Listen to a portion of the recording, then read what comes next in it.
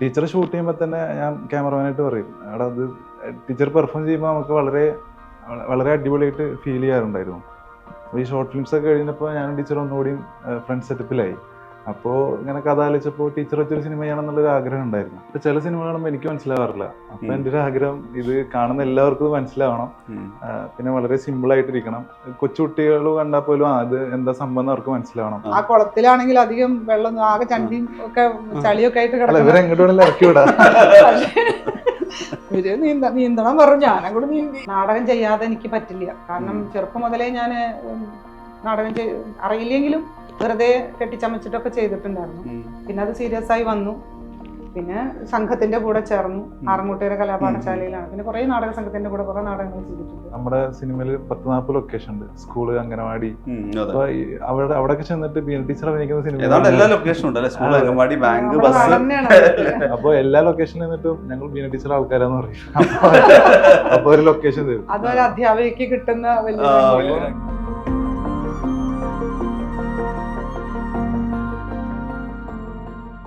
ഫാസിൽ റസാഖ് സംവിധാനം ചെയ്ത തടവ് പ്രേക്ഷകരിലെത്തുകയാണ്. തടവ് എന്ന സിനിമയിലൂടെ മലയാളത്തിലെ മികച്ച നടിയായി തിരഞ്ഞെടുക്കപ്പെട്ട ബീന ആർ ചന്ദ്രനും സംവിധായകൻ ഫാസിലുമാണ് ക്യൂ സ്റ്റുഡിയോയിലുള്ളത്. രണ്ടുപേർക്കും സ്വാഗതം. ആദ്യം ബീന ടീച്ചറോട് ചോദിക്കാനുള്ളത്, ഗീത ടീച്ചർ എന്ന് ഭാഗികമായിട്ടെങ്കിലും ഗീത ടീച്ചറാണ് ഇതിലെ ക്യാരക്ടർ. ശരിക്കും അങ്ങനെ ഒരു ടീച്ചിങ് എക്സ്പീരിയൻസും ഭയങ്കര പെർഫോം ചെയ്ത് കുട്ടികളെ പഠിപ്പിക്കുന്ന ഒരാളാണ്. ഞാൻ അഭിമുഖങ്ങളിലൊക്കെ കേട്ടിട്ടുള്ളത് ഈ പറയുന്ന സസ്യശാസ്ത്രം ഉപേക്ഷിച്ച് ഭാഷയിലേക്ക് കടന്നത് തന്നെ അതിനോടുള്ളൊരു കൊതി കൊണ്ടാണെന്നാണ്. അപ്പോൾ ഈ സിനിമ ഒരുപാട് അംഗീകാരമൊക്കെ നേടി മുന്നോട്ട് പോവുകയാണ്. അപ്പോൾ എനിക്കും വ്യക്തിപരമായിട്ട് സമീപകാലത്ത് കണ്ടതിൻ്റെ ഗംഭീര സിനിമയാണ്. മലയാളി പ്രേക്ഷകർ മിസ് ചെയ്യേണ്ടാത്ത സിനിമയാണ്. ഈ സിനിമ ഉണ്ടാക്കിയ പേഴ്സണൽ ഹാപ്പിനെസ് എന്താ?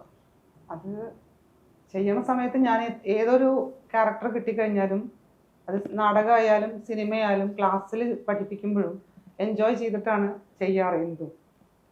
അപ്പം ഇത് കിട്ടിയപ്പോഴും ആദ്യം വലിയൊരു ഉത്തരവാദിത്വമാണല്ലോ എന്ന് വിചാരിച്ചു. കാരണം ഫാസിൽ എന്ന് പറയുമ്പോൾ സിനിമ പാഷനായിട്ട് കൊണ്ടു നടക്കുന്ന ഒരു കുട്ടിയാണ്.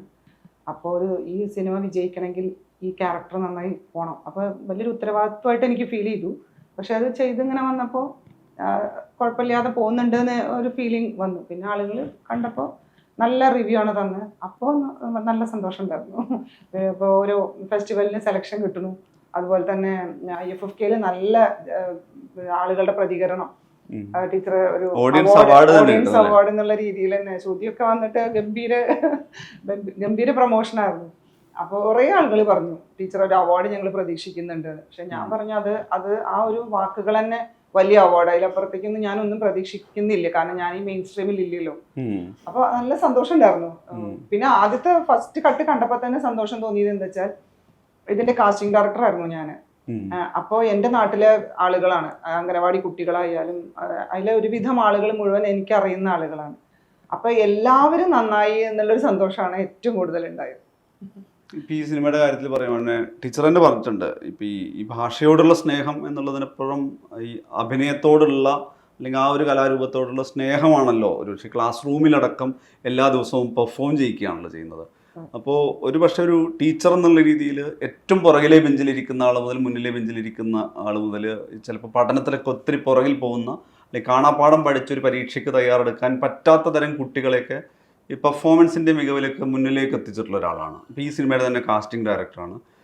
എൻ്റെ ഒരു ചോദ്യമായിട്ടുള്ളത്, ഇങ്ങനെ എല്ലാ ദിവസവും പെർഫോം ചെയ്യുന്നിടത്ത് നിന്ന് ഈ ഗീത എന്ന് പറയുന്ന ക്യാരക്ടർ എത്തുമ്പോൾ അത് ഭയങ്കര കോംപ്ലക്സിറ്റി ഉള്ളതാണ്. അവരുടെ തന്നെ ഒരു മൂഡ് അങ്ങനെ സ്വിച്ച് ചെയ്ത് പോകുന്നതാണ്.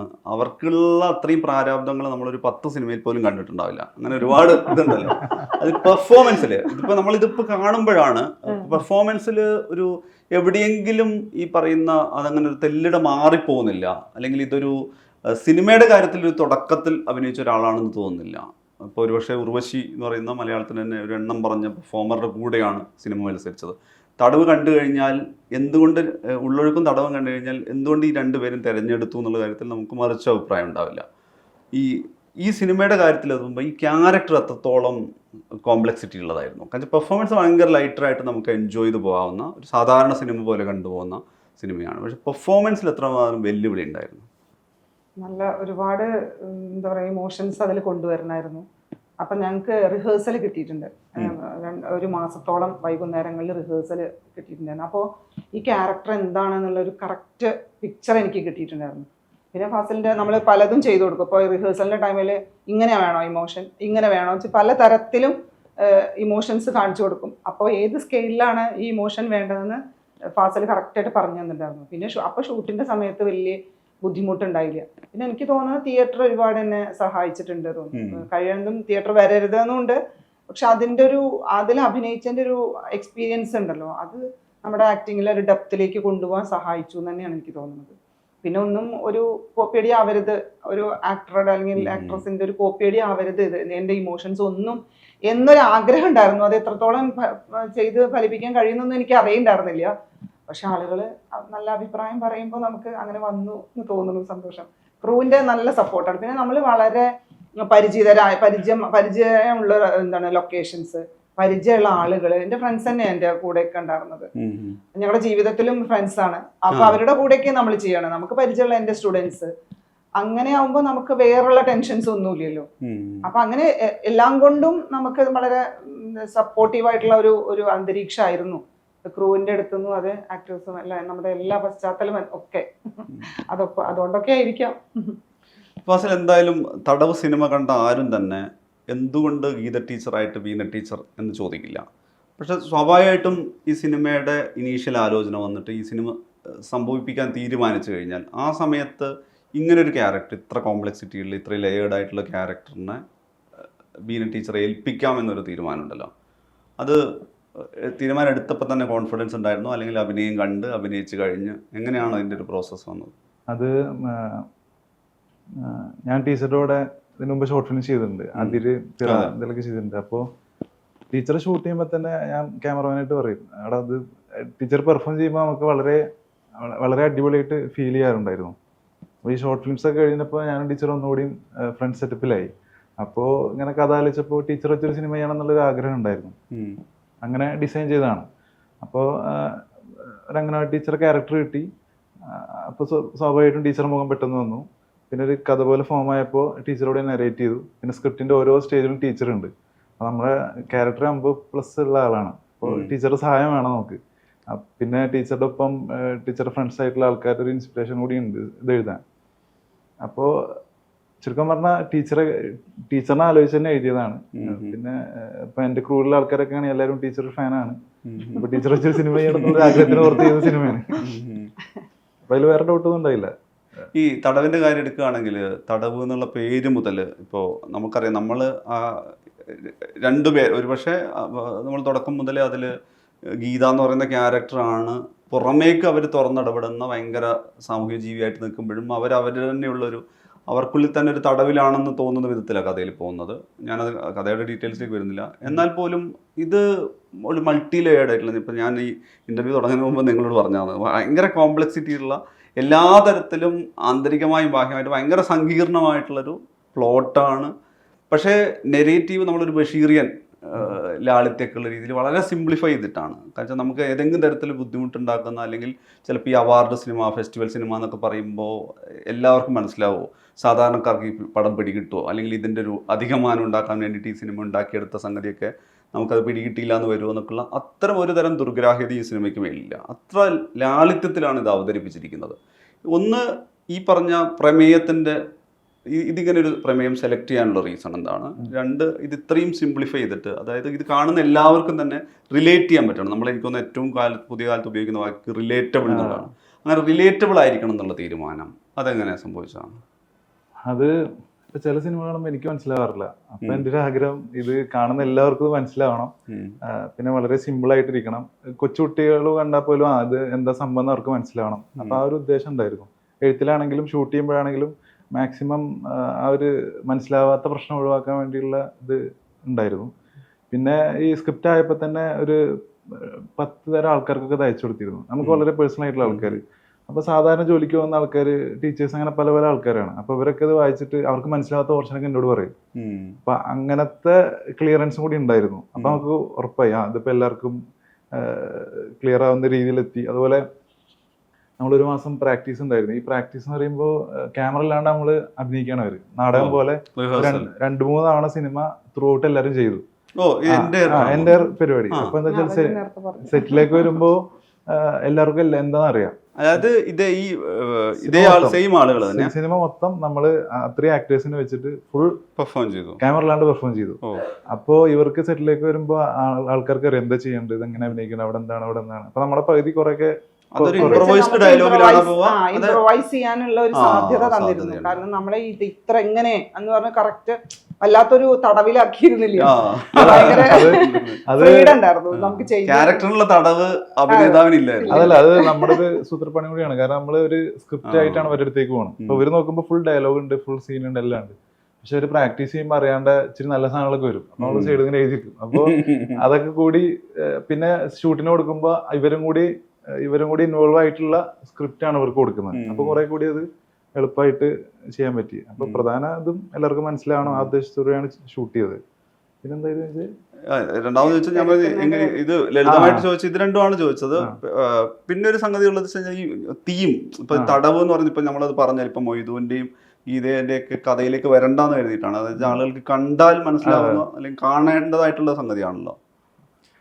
അത് തീം ഞാൻ ഈ ഒരു ത്രെഡ് കിട്ടിയപ്പോ ഞാൻ ക്രൂ ആയിട്ട് സംസാരിച്ചു. ഇപ്പൊ എന്റെ സ്ഥിരം ക്രൂ ആണ്, ഐ മീൻ എന്റെ ഒപ്പം പഠിച്ചിട്ടുള്ള എന്റെ ഫ്രണ്ട്സ് ആണ്. അപ്പൊ എല്ലാവർക്കും ഇത് കേട്ടപ്പോ ഒരു വൗ ഫാക്ടർ കിട്ടി. അപ്പൊ അത് നമ്മൾ ഉറപ്പിച്ചു അത് ചെയ്യാം. അപ്പൊ ആ തീം നമുക്ക് എവിടെ വേണമെങ്കിലും പ്ലേസ് ചെയ്യാം. ഇപ്പൊ മെയിൽ ക്യാരക്ടേഴ്സിൽ പ്ലേസ് ചെയ്യാം, എവിടെ വേണമെങ്കിലും നമുക്ക് ഏത് നാട്ടിലും പറയാവുന്ന ഒരു കഥയാണ്. അപ്പൊ നമ്മൾ ഏത് തരം മനുഷ്യരിലും അതെ. അപ്പോ നമ്മുടെ കയ്യിലുള്ള ഒരു അംഗനവാടി ടീച്ചർ, അവരുടെ ഹസ്ബൻഡ്സ്, ഫ്രണ്ട്സ്, മക്കള്, അങ്ങനെ ഒരു വേൾഡ് നമ്മുടെ കയ്യിലുണ്ട്.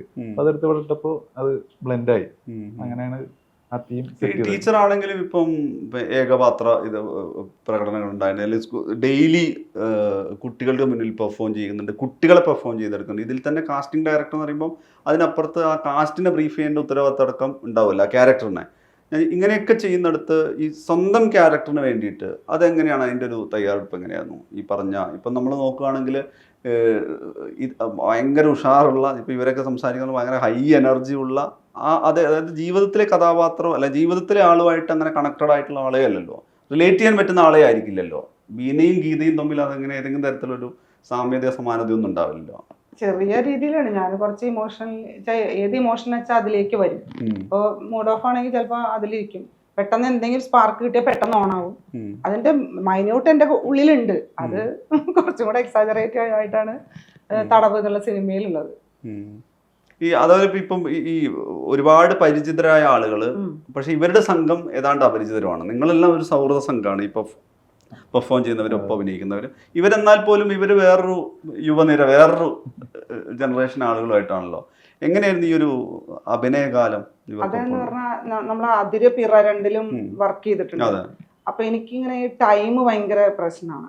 കാരണം ടൈം വെറുതെ ഇങ്ങനെ ഇപ്പൊ അതിന് മുന്നേ കുറച്ച് സിനിമകൾ വെച്ചാൽ സുദേവന്റെ ഒന്നും അല്ല, സുദേവന്റെ ഒക്കെ വളരെ കറക്റ്റ് ആട്ടോ. അതല്ലാതെ ചെറിയ ചില വർക്കുകൾ ചെയ്യുമ്പോൾ നമ്മൾ സ്കൂളിൽ നിന്നൊക്കെ മാറിയിട്ടായിരിക്കും പോകുന്നുണ്ടാവുക. അപ്പൊ ഈ ടൈം വെറുതെ വേസ്റ്റ് ചെയ്തിട്ട് നമ്മളെങ്ങനെ ഇരുത്തുക, അതെനിക്ക് ഭയങ്കര ബുദ്ധിമുട്ടുള്ള കാര്യമാണ്. പക്ഷെ ഫാസിലിന്റെ ആദ്യത്തെ അതിര് എന്നുള്ള വർക്കിൽ തന്നെ എനിക്കത് അവരുടെ ഒരു ഡിസിപ്ലിൻ ഉണ്ട്, ഇതിന്റെ ഉടനീളമുള്ള ഒരു ഡിസിപ്ലിൻ. എല്ലാ തരത്തിലും നോക്കിക്കഴിഞ്ഞാലും ഒരു സ്ഥലം ഉപയോഗിച്ച് കഴിഞ്ഞാൽ അതിനെ അതേപോലെ വെച്ച് കൊടുത്ത് പോകാനുള്ളതും, പിന്നെ നമ്മളെ ട്രീറ്റ് ചെയ്യണ കാര്യത്തിലും നമ്മുടെ സമയത്തിന് വില കൽപ്പിക്കുന്ന കാര്യത്തിലൊക്കെ ഈ ക്രൂ ഭയങ്കര ഡിസിപ്ലിൻഡ് ആണ്. അപ്പൊ എനിക്ക് ഭയങ്കര ഇഷ്ടമായി ഇവരുടെ കാര്യങ്ങൾ. അതാണ് പിറയം ചെയ്തു. അപ്പൊ പിന്നെ ഇവരായിട്ട് ഭയങ്കര ക്ലോസ് ആയി. പക്ഷെ ഇത് ഭയങ്കര അത്ഭുതമാണ്. കാരണം ഇവരൊക്കെ 20+ ആണ്, ആ സമയത്തൊക്കെ 20+ ആണ്, ഞങ്ങൾ 50+ ആണ്. എങ്ങനെയും അറിയില്ലേ, വളരെ ആ ഒരു നല്ല രീതിയിലാണ് അത് മുന്നോട്ട് പോയിരുന്നത്. എന്താണ് അത് അങ്ങനെ വന്നത്? അല്ല, ഇവരുടെ ഫ്രണ്ട്ഷിപ്പും കാര്യം കാണുമ്പോ അയ്യോ ഇത്രയും പ്രായത്തിൽ ഇവർ ഇത്ര അടിപൊളിയായിട്ടിരിക്കുന്നല്ലോ. അല്ല, അത് എനിക്ക് തോന്നുന്നു അത് സിനിമയിലേക്കും കണക്റ്റഡ് ആയിട്ടുണ്ട്. നമുക്ക് വേണമെങ്കിൽ അവിശ്വസനീയം എന്ന് തോന്നുന്ന തരത്തിലുള്ള അടുപ്പങ്ങൾ ഇതിലുണ്ട്. ആക്ച്വലി ഇത്ര വലിയ പ്രതിസന്ധിയിൽ ഇവർ ഒന്നിച്ചു നിൽക്കുവോ എന്നുള്ളത്. ഇപ്പം അതായത് ഗീത ടീച്ചറെ സഹായിക്കുന്ന ഏത് ഘട്ടത്തിലും അവര് ഗീത ടീച്ചർക്ക് വേണ്ടി എന്തും ചെയ്യാവുന്ന ഒരു, ഞാനത് റിവീൽ ചെയ്യാത്ത സൗഹൃദ സംഘങ്ങളുണ്ടല്ലോ, അതൊക്കെ സിനിമയിൽ മാത്രമേ പോസിബിൾ ആണെന്ന് നമ്മൾ ഈ അതിര് പിറ ചെയ്യണ സമയത്ത് ഞങ്ങളെ സ്കൂളിലൊക്കെ വരുമായിരുന്നു ഫാസിലും ക്രൂ മെമ്പേഴ്സ് ഒക്കെ. അപ്പൊ എന്താ വെച്ചാൽ ഞങ്ങളുടെ സ്കൂളിൽ തിയേറ്റർ കുറെ കാലങ്ങളായിട്ട് ഞാനും ഒരു ഇതിൽ ഉമ എന്നുള്ള ക്യാരക്ടറുള്ള അനിത ടീച്ചർ, ഞങ്ങൾ രണ്ടുപേരും കൂടിയിട്ടാണ് സ്കൂളിൽ ഇങ്ങനെ തിയേറ്ററിന്റെ ചെയ്യുന്നത്. ഉമ ടീച്ചർ ഞങ്ങള് 8 വർഷമായിട്ട് ഇപ്പൊ തിയേറ്ററിന്റെ ആസ്പെക്ട്സ് ഇതിൽ കൊണ്ടുവന്നുകൊണ്ടിരിക്കുന്നു. പാഠഭാഗത്തിന് എങ്ങനെ ചെയ്യാം എന്നുള്ളത്. മറ്റത് കലോത്സവത്തിന് നാടകം പഠിപ്പിച്ചു ആയിരുന്നു. പിന്നെ ഇപ്പോ സിലബസും അങ്ങനെ ഉണ്ട്. ആക്ടിവിറ്റി ബേസ്ഡ് ക്ലാസ് റൂം ആയിട്ടുണ്ട് കേട്ടോ. പക്ഷെ സിലബസ് പഠിപ്പിച്ച് തീർക്കണേന്റെ ആ ഒരു തത്രപ്പാടില് ചിലപ്പോൾ ഈ ആക്ടിവിറ്റി ഒക്കെ ടീച്ചർമാർ മാറ്റി വെക്കും. പക്ഷെ നമ്മള് ഏറ്റവും ഫലപ്രദമായത് ഇതാണെന്നുള്ളത് കൊണ്ട് നമ്മളത് ക്ലാസ്സിൽ പ്രാക്ടിക്കലായിട്ട് ചെയ്യും. അപ്പൊ എന്താ വെച്ചാൽ ഇതിങ്ങനെ ചെയ്യണ സമയത്ത് ഇതിന്റെ പ്രോപ്പർട്ടീസ് ഞാനും അനിത ടീച്ചർ ഇത് ചെയ്യുമ്പോൾ ഈ സുബ്രഹ്മണ്യൻ ഇതില് ഹംസയായിട്ട് ചെയ്തിട്ടുള്ള ആള് നമുക്ക് ഇതിന്റെ ആർട്ട് വർക്ക് ഒക്കെ ചെയ്യാൻ വേണ്ടിയിട്ട് കൂടെ വരും. അപ്പൊ ഈ ഒരു ഞങ്ങളുടെ ഈ ഒരു ഫ്രണ്ട്ഷിപ്പ് ഇവര് കാണുകയാണ്. പിന്നെ നമ്മുടെ ഈ കലാപ്രവർത്തനങ്ങൾ അതൊക്കെ അപ്പൊ അതൊക്കെ ഇതിലേക്ക് കൊണ്ടുവന്നു. ഞങ്ങളുടെ ജീവിതം കുറെയൊക്കെ തന്നെയാണ് ഇതിൽ വെച്ചിരിക്കുന്നത്. ഹംസയും ഉമ്മയും റിയൽ ലൈഫില് ശരിക്കും തടവ് ഞങ്ങളുടെ ഒരു ഫ്രണ്ട്ഷിപ്പ് അടയാളപ്പെടുത്തി ചരിത്രത്തിൽ. ഇവരുടെ നമ്മളിപ്പോ ഞാൻ ആഗ്രഹിക്കുന്ന അല്ലെങ്കിൽ നമ്മൾ ആഗ്രഹിക്കുന്ന രീതിയിലുള്ള സൗഹൃദം കൂടി നമ്മൾ സിനിമയിൽ എടുത്തിട്ടുണ്ട്. ഇവര് തമ്മിൽ ചൂടാവുന്നുണ്ട്, കുറ്റപ്പെടുത്തുന്നുണ്ട്. പക്ഷെ ഇവര് റിയൽ ലൈഫിൽ ഭയങ്കര സ്മൂത്തിലാണ് പോകുന്നത്. അപ്പോ നമ്മൾ ആഗ്രഹിക്കുന്ന എന്താണോ അത് പ്ലേസ് ചെയ്യാൻ ശ്രമിച്ചിട്ടുണ്ട്. ഇപ്പൊ നമ്മൾ പറയാം, ഇപ്പൊ 2024 199 സിനിമ വന്നു എന്നാണ് കണക്ക്. പക്ഷെ നമ്മൾ നോക്കുവാണെങ്കിൽ ഈ സമൂഹ ശരീരം എന്നൊക്കെ പറയാവുന്ന സമൂഹത്തിൻ്റെ ഏറ്റവും അടിത്തട്ടിലെ മനുഷ്യർ, അതിൻ്റെ പലതരം റെപ്രസെൻറ്റേഷൻസ് അത് അതേപടി ഏതെങ്കിലും തരത്തിൽ സിനിമ വരുന്നത് കുറവാണ്. കാരണം വെച്ചാൽ സിനിമയുടെ ഒരു ജോൺറയ്ക്ക് വേണ്ടിയിട്ട് പലപ്പോഴും എന്താണെന്ന് വെച്ച് കഴിഞ്ഞാൽ അതിനനുസരിച്ചുള്ള തീം, ചിലപ്പോൾ ഒരു ബാങ്ക് തെഫ്റ്റ് ആയിരിക്കാം, കൊലപാതകമായിരിക്കും, ക്രൈം, അതിലേക്ക് ബാക്കി ആഡ് ഓൺ വരാം. ഇതിൽ നോക്കിക്കഴിഞ്ഞാൽ ഒരു അംഗൻവാടി ടീച്ചർ, അതുമായി ബന്ധപ്പെട്ട സാധനങ്ങളുണ്ട്. ഇപ്പം അടുത്ത വീട്ടിലെ കുട്ടിക്ക് പൊടി കൊടുക്കുകയാണെങ്കിൽ അവിടെ പലതരത്തിൽ റിലേറ്റബിൾ എന്ന് മാത്രമല്ല വളരെ റിയലിസ്റ്റിക് ആയിട്ട് ഇത് കാണിക്കുന്നുണ്ട്. ഈ ബാങ്ക് എന്ന് പറയുന്നത് പലതരത്തിലുള്ള ആളുകൾക്ക് കണക്ട് ചെയ്യാം. അങ്ങനെ ഒരു നാടിൻ്റെ പലതരത്തിലുള്ള സാമൂഹ്യ ഇടപെടലിനെ ഭയങ്കര റിയലിസ്റ്റിക് ആയിട്ടും എന്നാൽ ഈ പറയുന്ന വളരെ സിനിമാറ്റിക് ആയിട്ട് നമുക്ക് കണക്ട് ചെയ്യുന്ന കഥയ്ക്ക് പുറത്തുനിന്ന് സ്റ്റിച്ച് ചെയ്ത് വെച്ചതെല്ലാം കൊണ്ടുവന്നിട്ടുണ്ട്. എങ്ങനെയാണ് ഫാസിൽ ഒരു ഫിലിം മേക്കർ എന്ന് പറയുമ്പോൾ നാടിന് ഈ രീതിയിൽ അപ്പോൾ പലരും ഈ അസർ ഫറാദി റിലേഷൻഷിപ്പിനെ നെറേറ്റ് ചെയ്ത രീതിയിലാണെന്നൊക്കെ പറയുന്ന കമ്പാരിസൺ അടക്കം വന്നിട്ടുണ്ട്. പക്ഷേ പേഴ്സണലി ഒരു സിനിമ ഉണ്ടാക്കുന്ന സമയത്ത് ഉറപ്പായും ഒരുപാട് സ്ഥലത്തെ സിനിമ കാണും. പക്ഷെ അതിന് നാട്ടിലേക്ക് അല്ലെങ്കിൽ നാടുമായി ബന്ധപ്പെട്ട അതിൻ്റെ ഏറ്റവും അടിത്തട്ടിലെ ഇമോഷൻസിലേക്കും സംഭവവികാസങ്ങളിലേക്ക് കണക്ട് ചെയ്ത് കൊണ്ടുവന്നതാണ്. ഇപ്പം ഇതിലെ ബസ്സാണെങ്കിലും ഓരോ ലെയർ എടുത്തു കഴിഞ്ഞാലും അതെല്ലാം നമുക്ക് കണക്ട് ചെയ്യാവുന്ന അത്രയധികം റിലേറ്റ് ചെയ്യാൻ പറ്റുന്നതാണ്. അതിൽ ഏറ്റവും പ്രധാനം ആ നാട് തന്നെയാണ്. ആ നാട്ടിൽ പോകുമ്പോൾ ഇപ്പൊ എന്റെ വീട്ടിൽ നിന്ന് ഒരു 10 കിലോമീറ്റർ അപ്പുറമാണ് പരുതൂര്. അപ്പൊ അവിടെ ചെന്നിട്ടാണ് ഈ ഷോർട്ട് ഫിലിംസിന്റെ വർക്കൊക്കെ നമ്മൾ ചെയ്യുന്നത്. അപ്പൊ നമ്മളൊരു 3-4 വർഷമായിട്ട് അവിടെയാണ്. അപ്പോൾ ഇപ്പൊ ടീച്ചറാണെങ്കിലും വഴി കൂടെ ആരെങ്കിലും പാട്ടുപാടി പോവാണെങ്കിൽ വന്നേ സ്റ്റേജിൽ കയറ്റും. അപ്പൊ ഒരു കലാ സംഭവം അവിടെ ഉണ്ട്. അതിൽ പുറമെ എന്താ വെച്ചാൽ നമ്മുടെ സിനിമയിലെ പ്രധാനപ്പെട്ട എല്ലാ സിറ്റുവേഷൻസും ഏതെങ്കിലും തരത്തിൽ സംഭവിച്ചിട്ടുള്ളതാണ്. പക്ഷെ അത് അപ്പൊ എല്ലാം വിശ്വസനീയമായിട്ടുള്ള സംഭവങ്ങളാണ്. അത് നമ്മൾ സിനിമയ്ക്ക് വേണ്ടി ചെറിയ മാറ്റങ്ങൾ വരുത്തി എല്ലാം കൂടി ഒന്നിപ്പിച്ചപ്പോ ചിലപ്പോ അതാവും ചിലർക്ക് ഇങ്ങനെ റിയലായിട്ട് തോന്നിയത്. എല്ലാം നടക്കാൻ സാധ്യതയുള്ള നടക്കുന്ന കാര്യങ്ങളാണ്. ഇതിപ്പോൾ മാമിയിൽ പോയിട്ടുണ്ടായിരുന്നു IFFK അവാർഡ്, ഏറ്റവും ഒടുവിൽ ജോൺ അബ്രഹാം പുരസ്കാരം, സംസ്ഥാന പുരസ്കാരത്തിൽ തന്നെ മികച്ച നടിക്കുള്ള പുരസ്കാരവും നവാഗത സംവിധായകൻ പുരസ്കാരം. പൊതുവേ ആൾക്കിടയിൽ ഈ ചലച്ചിത്ര അവാർഡുകൾ കിട്ടുന്നതും ഫെസ്റ്റിവലിൽ പോകുന്നതും സിനിമയ്ക്ക് മേലിൽ പിന്നീട് ഒരു അധിക ഭാരമാവാറുണ്ട്. ഇത് ഈ പറയുന്ന അടുത്ത ഫെസ്റ്റിവലിനോ വേറെ ഏതെങ്കിലും ഫെസ്റ്റിവലിൽ കാണാവുന്ന പടമാണ്. പക്ഷേ ഇതിനൊരു തിയേറ്റർ ഡിസൈൻ ഉണ്ട്. ഇതിൻ്റെ സൗണ്ട് ഡിസൈൻ ആണെങ്കിലും സിനിമാറ്റോഗ്രാഫി, അതിൻ്റെ ടോട്ടൽ ഡിസൈനിൽ തിയേറ്ററിൽ കാണാവുന്ന സ്വഭാവത്തിൽ തന്നെയാണ് സിനിമ ചെയ്യുന്നത്.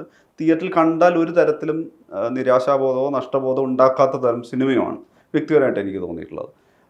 ഇതിൻ്റെ തിയേറ്ററിൽ എത്തിക്കേണ്ട ഒരു സിനിമ എന്നുള്ളൊരു ഡിസൈനും ആലോചന എങ്ങനെയാണ്? പൊതുവേ ഫെസ്റ്റിവൽ സിനിമ എന്ന് വെച്ചാൽ മറ്റൊരു ടാഗാണല്ലോ പൊതുവേ വരാറുള്ളത്. അത് ഇപ്പോൾ നമ്മളിപ്പോൾ സുഹൃത്തുക്കളോടൊപ്പം ചെറിയൊരു സിനിമ ചെയ്തു. അപ്പോൾ ആ സിനിമ നമുക്ക് എത്തിക്കാൻ പറ്റുന്ന ആദ്യൊരു സ്പേസ് ഫെസ്റ്റിവലാണ്. അപ്പോൾ ഫെസ്റ്റിവലിൽ ഇതുപോലെ ശ്രദ്ധിക്കപ്പെട്ട് കഴിയുമ്പോൾ നമുക്ക് പതുക്കെ തിയേറ്ററിൽ OTT എന്നുള്ള രീതിയിലാണ് നമ്മൾ മുമ്പോട്ട് പോയതാണ്. പിന്നെ ഷൂട്ട് ചെയ്യുമ്പോൾ തന്നെ ഇത് വേറൊരു IFFK അല്ലെങ്കിൽ സാധാ ഫെസ്റ്റിവൽ പടം ആയിരിക്കരുത്. എല്ലാ ഡിപ്പാർട്ട്മെന്റും അത് ഡിമാൻഡ് ചെയ്യുന്ന രീതിയിൽ തന്നെ നമുക്ക് ഷൂട്ട് ചെയ്യണം, അല്ലെങ്കിൽ എല്ലാവരും ഏറ്റവും ബെസ്റ്റ് തന്നെ നമുക്ക് ചെയ്യണം എന്നുള്ളൊരു ആഗ്രഹം ഉണ്ടായിരുന്നു. അത് ഹരിമാർ സാർ മാത്രമാണ് തോന്നുന്നു ടീമിൽ നിന്ന് പുറത്തുനിന്ന് വന്നത്. പക്ഷെ സൗണ്ട് ഡിസൈനിൽ അത്ര യുണീക്നെസ് ഉണ്ട്. നമുക്ക് ഇപ്പോ കൂടെ വർക്ക് ചെയ്തതിൽ മിക്കല്ല ഫുൾ ആളുകളും എന്റെ സുഹൃത്തുക്കളാണ്, എന്റെ ഫ്രണ്ട്സ് ആണ്, ഏതാണ്ട് സമപ്രായക്കാരും. അതെ. പക്ഷെ സൗണ്ടിൽ മാത്രമാണ് നമുക്കൊരു കുറച്ച് കോൺഫിഡൻസ് കുറവുള്ള ഒരു ഏരിയ. മുതിർന്ന ആളെ വേണ്ട. പക്ഷേ സൗണ്ട് നമുക്ക് ആളില്ല. അതിലേക്ക് നല്ല റിസ്ക് എടുത്തിട്ടുണ്ട്, നല്ല ഡെഡിക്കേറ്റ് ആയിരുന്നു. അപ്പൊ മൂപ്പര് നമ്മുടെ കോ പ്രൊഡ്യൂസറുടെ ഫ്രണ്ടാണ്, അങ്ങനെ പുള്ളി ഇന്നായതാണ്. അപ്പൊ അതാണ് ടീച്ചറോട് ചോദിക്കാനുള്ളത്. ഇപ്പം ഈ സിനിമയ്ക്ക് ശേഷമുള്ളൊരു യാത്ര ഉണ്ടാവുമല്ലോ. ഇപ്പം മികച്ച നടിയായി തിരഞ്ഞെടുക്കപ്പെട്ടതിന് ശേഷം എനിക്ക് തോന്നുന്നത് വീണ്ടും ഡ്രാമയായിട്ട് പോവാണ്. ഇപ്പം പലപ്പോഴും ആളുകളുടെ ഒരു ബോധ്യത്തിലോ അല്ലെങ്കിൽ അങ്ങനെ സമൂഹത്തിലുള്ള ഒരു പൊതുബോധമൊക്കെയാണ് തിയേറ്ററിൻ്റെ പശ്ചാത്തലത്തിൽ വരുന്നവർക്ക് എല്ലാം ഒരു അതിഭാഗത്തിൻ്റെ പ്രശ്നം ഉണ്ടാകും, ഒരു ഓവർ ആക്ടിങ്ങിൻ്റെ സാധനം ഉണ്ടാകും, അല്ലെങ്കിൽ ഒരു പൊടിക്ക് കൂടുതലായിരിക്കും ചെയ്യുക എന്നുള്ളത്. നമ്മൾക്കിതിൽ കാണുന്ന അത്രമേൽ സ്വാഭാവികമായിട്ടുള്ള ഗീത എന്നൊരാൾ തന്നെയാണത് പെർഫോം ചെയ്യുന്നു തോന്നുന്ന ഒരു താതാത്മ്യം പ്രാപിക്കലുണ്ടല്ലോ. അത് ശരിക്കും സംഭവിക്കുന്നത് ഈ പറയുന്ന തിയേറ്ററിൻ്റെ ഒരു വേരിലായിരിക്കുമല്ലോ, അല്ലെ? തിയേറ്ററിൽ വേരിൽ ഉണ്ടായതുകൊണ്ട് ഒരു തിയേറ്ററിൻ്റെ പെർഫോമർ എന്നുള്ളൊരു കരുത്ത് വെച്ചിട്ടാണല്ലോ. എന്താണ് ഒരു തിയേറ്റർ എത്ര തരത്തിലാണ് ഈ ക്യാരക്ടറിന് ഗുണപ്പെടുന്നത്? നമുക്ക് എന്താ വെച്ചാൽ ഒരു കോൺഫിഡൻസ്, ആളുകളുടെ മുന്നിൽ നിന്നിട്ട് ഒരു എന്തെങ്കിലും ചെയ്യുക എന്നുള്ളത് നല്ല കോൺഫിഡൻസ് ഉണ്ടാവുന്നത് നമ്മൾ തിയേറ്ററിലൂടെയാണ്. കുറച്ചും കൂടി എന്താ പറയുക, ഒരുപാട് ആളുകളായിട്ട് നമ്മൾ ഇടപഴകണു, പല തരത്തിലുള്ള ആളുകളായിട്ട്. അപ്പം നമുക്ക് വല്ലാത്തൊരു ആ സംഘമായിട്ട് നമ്മൾ പല സ്ഥലത്തും പോയിട്ട് നാടകം കളിക്കുമ്പോൾ അതിന്ന് കിട്ടുന്നൊരു എനർജി വല്ലാത്തതാണ്. അപ്പം നമുക്ക് പിന്നെ ഇപ്പം എന്താ വെച്ചാൽ ആദ്യമൊക്കെ ഞാൻ ഈ സ്ക്രീനിൻ്റെ മുന്നിൽ നിൽക്കുമ്പോൾ കുറച്ചൊക്കെ നാടകം വന്നിരുന്നു. അപ്പം എങ്ങനെയാണ് ഭയങ്കര വല്ലാത്തൊരു ഈ ഫ്രെയിമിനുള്ളിൽ മാത്രമല്ല നിൽക്കാൻ പറ്റുള്ളൂ. പക്ഷേ നാടകത്തിൽ നമുക്ക് ബോഡിയൊക്കെ വളരെ ഉപയോഗിക്കാം, സൗണ്ട് ഉപയോഗിക്കാം, ഒക്കെ ലൗഡായിട്ടാണല്ലോ ചെയ്യേണ്ടത്. അപ്പം ആദ്യമൊക്കെ എനിക്കിങ്ങനെ കുറച്ച് ബുദ്ധിമുട്ടുണ്ടായിരുന്നു, ഇതിങ്ങനെ വളരെ ചുരുങ്ങി ഒതുങ്ങി ചെയ്യണം എന്നുള്ളത്. പക്ഷെ കുറച്ച് കഴിഞ്ഞപ്പോൾ ഫാസിലിൻ്റെ അടുത്തൊക്കെ എത്തുമ്പോഴേക്കും എനിക്കതിനെ മിനിമൈസ് ചെയ്യണം, എങ്ങനെയാണ് ഒരു സിനിമയിൽ നിൽക്കേണ്ടത്, പ്രത്യേകിച്ച് ഇത്തരം എന്തോ ഇതിൽ 2-3 വർക്ക് ചെയ്തിട്ടായിരിക്കാം, അത് പിന്നെ സുദേവനെ പോലെയുള്ള ആളുകളുടെ കൂടെ ചെയ്തിട്ടായിരിക്കാം എങ്ങനെയാണ് ഇതിൽ നിൽക്കേണ്ടത് എന്നുള്ളൊരു ഐഡിയ കിട്ടി. അതും തിയേറ്ററിന്റെ ഒരു ബേസിൽ തന്നെയാണ്. ആ ഒരു ശക്തി ഉണ്ടല്ലോ, ഒരു കോൺഫിഡൻസ്, നമുക്ക് ചെയ്താൽ ശരിയാവും എന്നുള്ള കോൺഫിഡൻസ് തീർച്ചയായിട്ടും തിയേറ്റർ തന്നൊരു ഊർജ്ജം തന്നെയാണ്. ഇപ്പം ഈ ഇതിൽ തന്നെ നമ്മൾ നോക്കുവാണെങ്കിൽ ഒരു പെർഫോമൻസ്, അതിൻ്റെ ബോഡി ലാംഗ്വേജ് നോക്കി കഴിഞ്ഞാൽ ഇതിലൊരു അപസ്മാരം, ഞാനത് സ്പെസിഫിക്കായി പറയുന്നില്ല, സീനുണ്ട്. പിന്നെ പെട്രോൾ പമ്പിലുള്ള ഒരു സീനുണ്ട്, ഈ പറഞ്ഞ അങ്ങനെ പല തരത്തിൽ ഇവരുമായി ബന്ധപ്പെട്ട ഇവരുടെ ജീവിതയാതനകളുമായി കണക്ട് ചെയ്യുന്ന പല സീനുകളുണ്ട്. ഇതെല്ലാം കടുകിട തെറ്റാതെ ഇത് പെർഫോമൻസ് ആണെന്ന് തോന്നരുത്, ആളുകളെ സംബന്ധിച്ചാൽ അതൊന്നും അഭിനയമാണെന്ന് തോന്നരുതല്ലോ. അത് അഭിനയമായി തോന്നുന്ന ഒരുപാട് സാഹചര്യം നമ്മൾ സിനിമയിൽ കണ്ടിട്ടുണ്ടാവും, ഇത് പെർഫോം ചെയ്യുകയാണ് ഇവരെന്നുള്ളത്. പക്ഷെ അതെല്ലാം ഭയങ്കര റിയലിസ്റ്റിക് എന്ന് മാത്രമല്ല, അതിൽ നമുക്ക് ഒരു നിലയ്ക്ക് പോലും നമ്മളത് ഒരാൾ അഭിനയിച്ചുകൊണ്ടിരിക്കുകയാണെന്ന് തോന്നുന്നില്ല. നമ്മൾ അത്രയും കണക്റ്റഡ് ആണ്. ഞാൻ അത്തരം മൊമെൻ്റൊക്കെ പെർഫോം ചെയ്യുന്നതൊരു മീൻസ് എങ്ങനെയാണത് പെർഫോം ചെയ്തെടുത്തത്?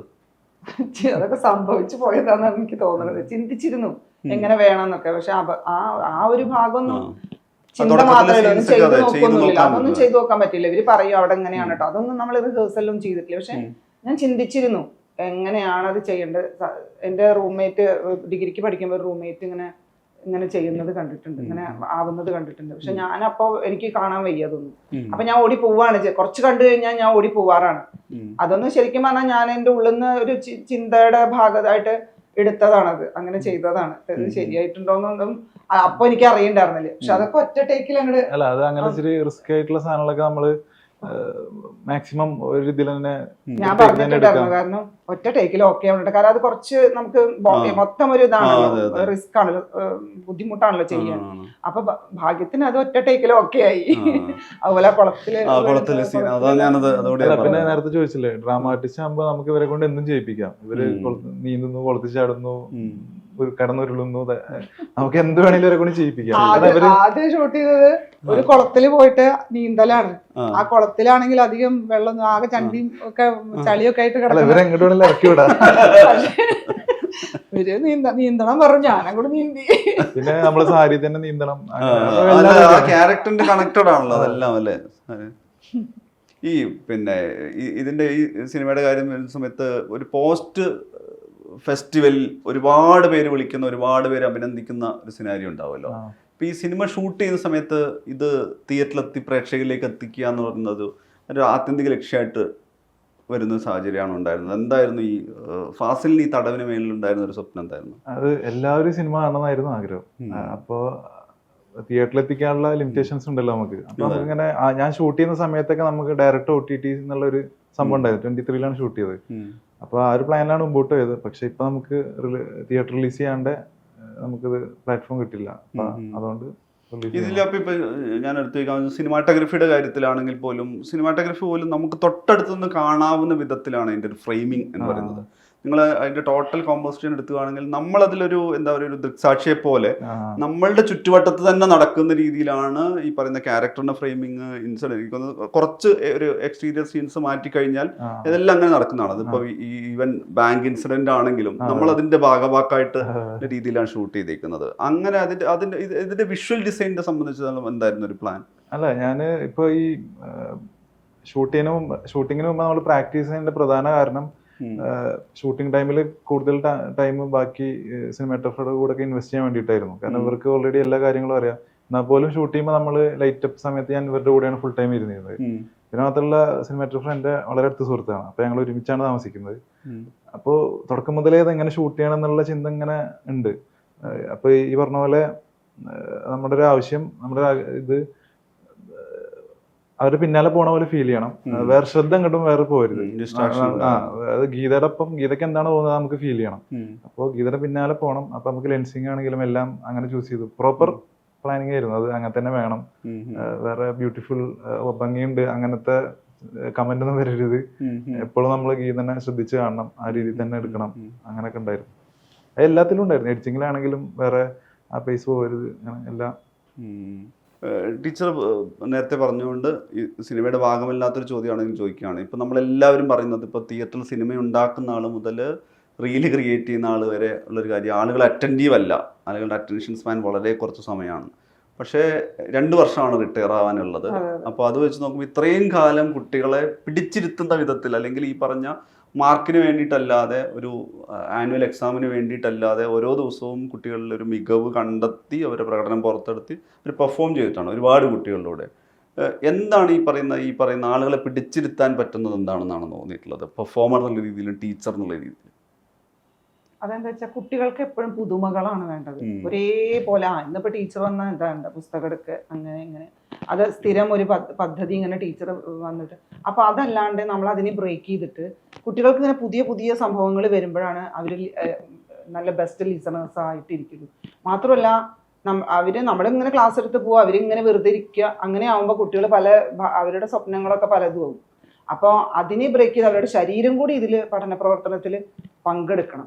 അതുകൊണ്ടാണ് ആ രീതിയിൽ എന്നും പുതുമകൾ ഉണ്ടാക്കുക എന്നുള്ള ഒരു ടീച്ചർ എന്നുള്ള നിലയ്ക്ക് ഒരിക്കലും ബോറടിക്കാത്ത ഒരു ജോലിയാണ് ടീച്ചിങ് എന്ന് പറയുന്നത്. പക്ഷേ വളരെ കുറച്ച് ആളുകളല്ലേ അത് പറയുള്ളൂ അല്ലെ, പിള്ളേർ ഇരിക്കുന്നില്ല, പിള്ളേര് നോക്കുന്നില്ല, അല്ല കുറെ പ്രശ്നങ്ങൾ പുതിയ കുട്ടികൾ ശ്രദ്ധിക്കുന്നില്ല, അതൊക്കെ ഉണ്ട്, ഡിസ്ട്രാക്ഷൻ ഒക്കെ ഉണ്ട്. എങ്കിൽ പോലും നമ്മൾ ഈ തിയേറ്റർ അവരിൽ വല്ലാത്തൊരു മാറ്റമാണ് ഉണ്ടാക്കിക്കൊണ്ടിരിക്കുന്നത്. കാരണം ഒരു പെർഫോമൻസ് കഴിയുമ്പോൾ കുട്ടി ഇങ്ങനെ ഇരിക്കുന്നുണ്ടാവും, എനിക്ക് എന്താണ് എൻ്റെ കഴിവെന്ന് തിരിച്ചറിയാതെ കുട്ടികൾ ഇരിക്കുന്നുണ്ടാവും.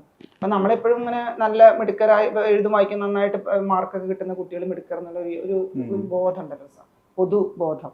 അപ്പൊ അത് ഈ കുട്ടികൾ അവനൊക്കെ മിടുക്കാൻ, ഞാൻ ഒന്നുമില്ല, എനിക്ക് പഠിക്കാനൊന്നും മാത്രം. പക്ഷെ നമ്മളൊരു പെർഫോമൻസിലേക്ക് അവർ കൊണ്ടുവരുമ്പോഴാണ് കുട്ടി തിരിച്ചറിയണത്, എനിക്ക് ഇങ്ങനെയുള്ള ഒരു കഴിവുണ്ടല്ലേ. അപ്പോഴാണ് അവന് ഞാൻ എന്തോ ആണ്, അപ്പൊ എന്നെ ഈ ഒരു ഇതിലൂടെയാണ് ഞാൻ എന്നെ അടയാളപ്പെടുത്തിക്കൊണ്ടിരിക്കേണ്ടത് എന്ന് കുട്ടി സ്വയം തിരിച്ചറിയുക. അപ്പൊ ആ ഒരു തിരിച്ചറിവ് നമ്മൾ ക്ലാസ് റൂമിൽ തന്നെ കൊടുക്കേണ്ടതാണ്. കുട്ടിയെ സ്വയം തിരിച്ചറിയാൻ, അവന് സ്വയം ഒരു ആത്മവിശ്വാസം കൊടുക്കാൻ. ഞാനും ഇവിടെ ഈ ഭൂമിയിൽ ജീവിച്ചിരിക്കേണ്ടതുണ്ട്. പരീക്ഷയിലെ മികവിനെ മാത്രം കണക്കാക്കിയാണല്ലോ നല്ലയാളും മെച്ചപ്പെട്ട. ഭയങ്കര ഇഷ്ടമാണ് നാടകം ചെയ്യുക, അല്ലെങ്കിൽ എന്തെങ്കിലും ഒരു കുട്ടികൾക്ക് ഒരു പെർഫോമൻസ് കൊടുക്കുക. ഇപ്പൊ ഞങ്ങൾ ചെയ്തുകൊണ്ടിരിക്കുന്നത് പബ്ലിക് സ്പീക്കിംഗ് ആണ്. എന്തെങ്കിലും ടോപ്പിക് കൊടുത്താൽ കുട്ടികളെ പുറത്തൊക്കെ കൊണ്ടുപോയിട്ട് ആളുകളുടെ മുന്നിൽ നിന്ന് സംസാരിപ്പിക്കണം. അപ്പൊ ഇത് കുറേ ആളുകൾ കഴിക്കും തത്തമ്മയെ പൂച്ച അവര്. പക്ഷേ കുട്ടികൾ ഇപ്പൊ അടുത്ത ടോപ്പിക്ക് ചോദിച്ചു വരികയാണ്, ടീച്ചറെ ഞങ്ങൾ അടുത്തത് തരൂ.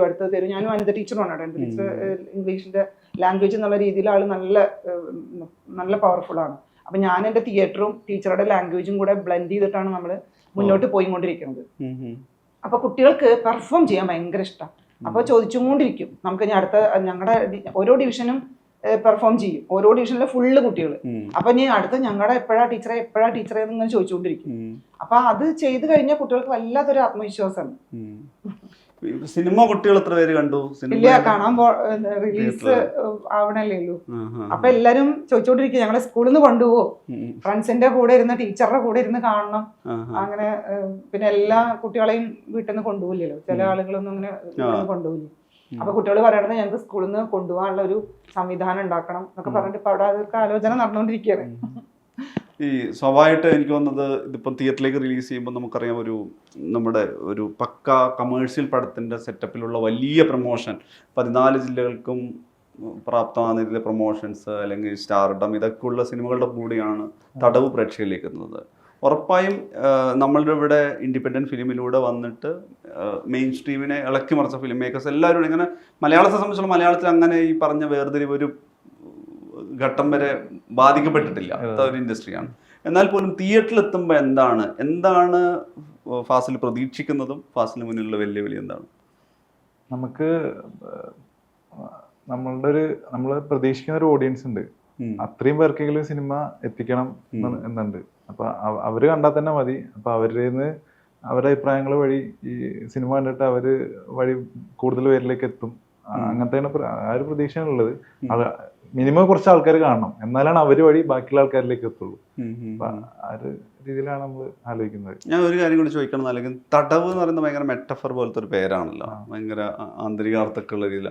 തടവ് എന്നുള്ള പേര് ഏത് ഘട്ടത്തിൽ ആലോചിച്ചതാണ്? കാരണം വെച്ചാൽ ഇതില് ഈ നമ്മൾ പറയുന്ന കഥയിൽ ഈ പറഞ്ഞ ഗീത ടീച്ചർ മാത്രമാണെങ്കിലും അതിൻ്റെ ഈ ഉപകഥകളിലേക്ക് നോക്കി അവർക്കൊക്കെ നീണ്ട കഥയുണ്ട്. മൊയ്ത് പോലും നമ്മൾ പറയുകയാണെങ്കിൽ ഇനിയും ഒരു സിനിമയ്ക്കുള്ള കഥയായിട്ട് അപ്പുറത്ത് നിൽക്കുന്ന ഒരാളാണ്.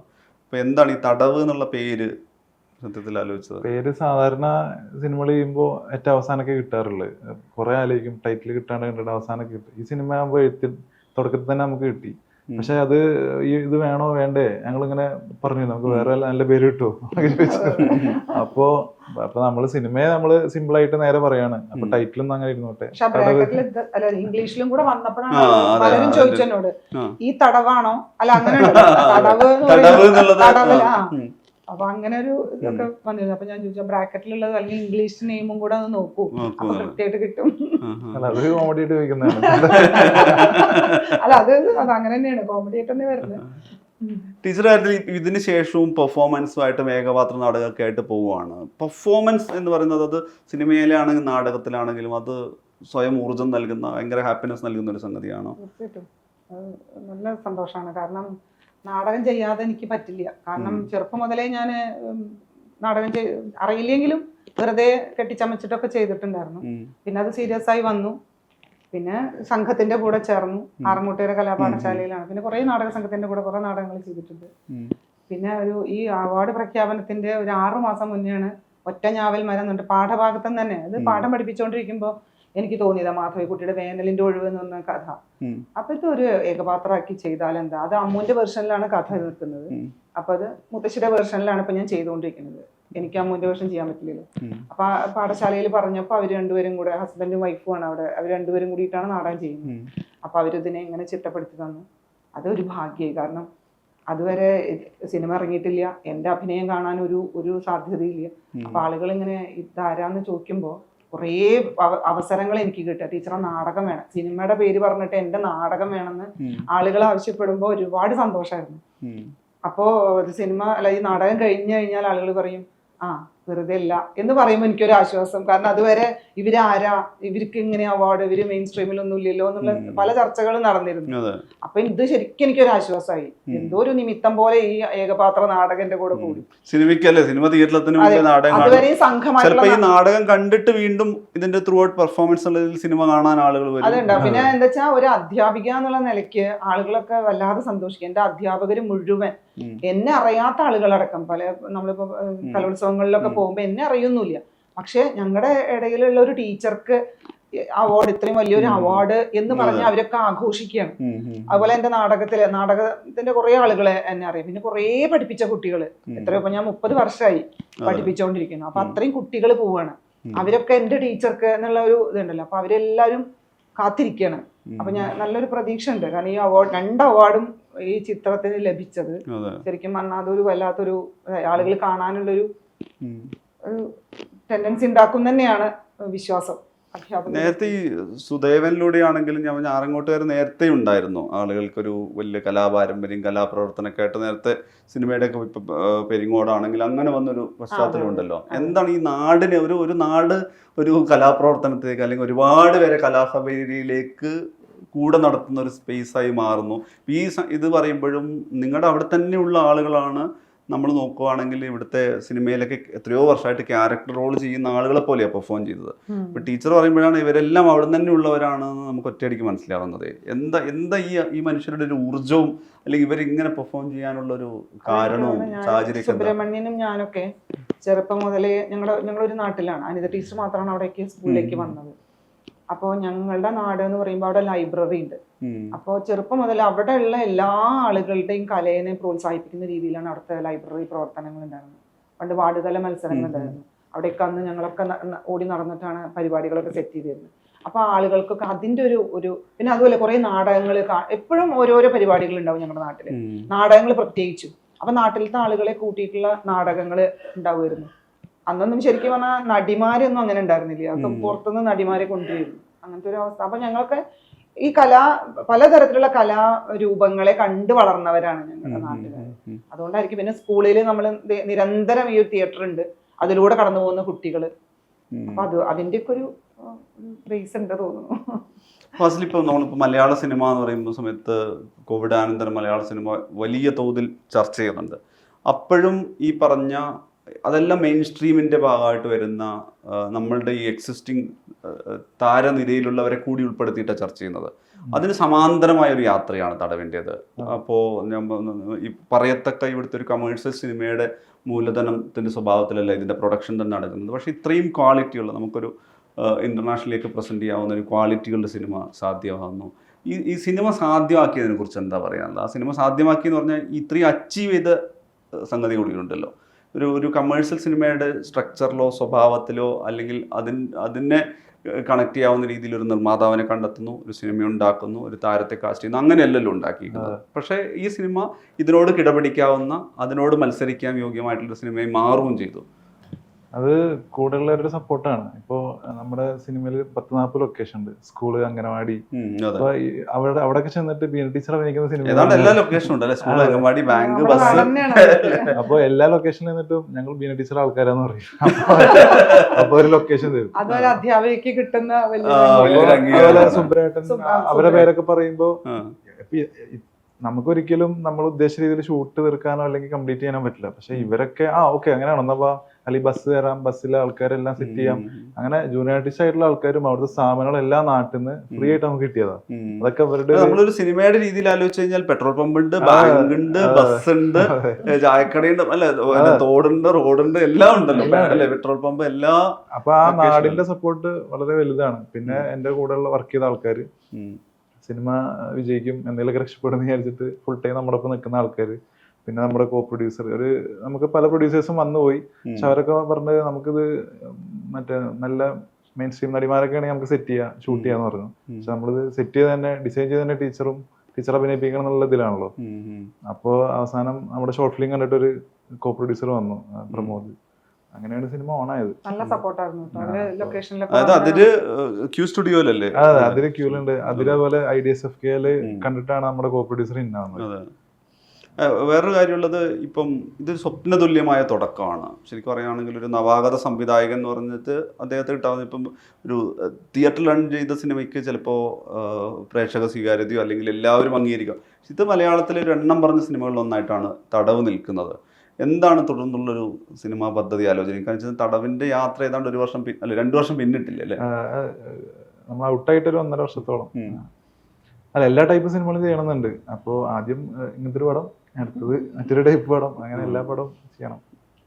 ടീച്ചർ നേരത്തെ ഞാൻ പറഞ്ഞത് 2 വർഷമാണ് ഇനി വിരമിക്കാനുള്ളത്. പക്ഷെ എനിക്ക് തോന്നുന്നു ഈ അഭിനയ സബരി അല്ലെങ്കിൽ ഈ പെർഫോമർ എന്നുള്ളതിന് എന്തായാലും അങ്ങനെ റിട്ടയർമെന്റ് ഉണ്ടാവില്ലല്ലോ. എന്താണൊരു തടവിന് ശേഷമുള്ളൊരു യാത്ര ഏത് രീതിയിലാണ് ആലോചിക്കുന്നത്? എന്തായാലും 2 വർഷം സ്കൂളിന്റെ പശ്ചാത്തലത്തിൽ ഉണ്ടാവും, ഇതൊക്കെ കലാപ്രവർത്തനം ഉണ്ടാവും, നാടകം ചെയ്യണം, പുതിയൊരു വർക്കിലേക്ക്, ഏകപാത്ര നാടകം തന്നെ വേറൊരു വിഷയത്തിലേക്ക് കടക്കുന്നുണ്ട്. പിന്നെ നല്ല സിനിമകൾ സജീവ പരിഗണനയില്ല. അല്ല, സിനിമ നല്ലത് വന്നാൽ സിനിമ കണ്ടു കഴിഞ്ഞാൽ ഇനി എന്താ ഉണ്ടാവുമെന്ന് അറിയില്ല. അല്ല, കുറെ ഓടി നടന്ന് അങ്ങനെയൊന്നുമില്ല. നല്ലത് വന്നു കഴിഞ്ഞാൽ ചെയ്യണം എന്നുണ്ട് സെലക്റ്റീവായിട്ട്. എന്തായാലും തടവ് പ്രേക്ഷകർ സ്വീകരിക്കപ്പെടേണ്ട പടമാണ്. അതെ. എന്തായാലും മലയാളി നിർബന്ധമായിട്ട് കാണേണ്ട സിനിമകളിലൊന്നാണ് എനിക്ക് എൻ്റെ ഒരു പേഴ്സണൽ അഭിപ്രായം. അപ്പം എന്തായാലും രണ്ടുപേരും തടവിൻ്റെ റിലീസിന് ശേഷം കൂടുതൽ പ്രേക്ഷകരിലേക്ക് കൂടുതൽ ആളുകളിലേക്ക് എത്തട്ടെ എന്ന് ആശംസിക്കുന്നു. Thank you. Thank you. Thank you. Thank you.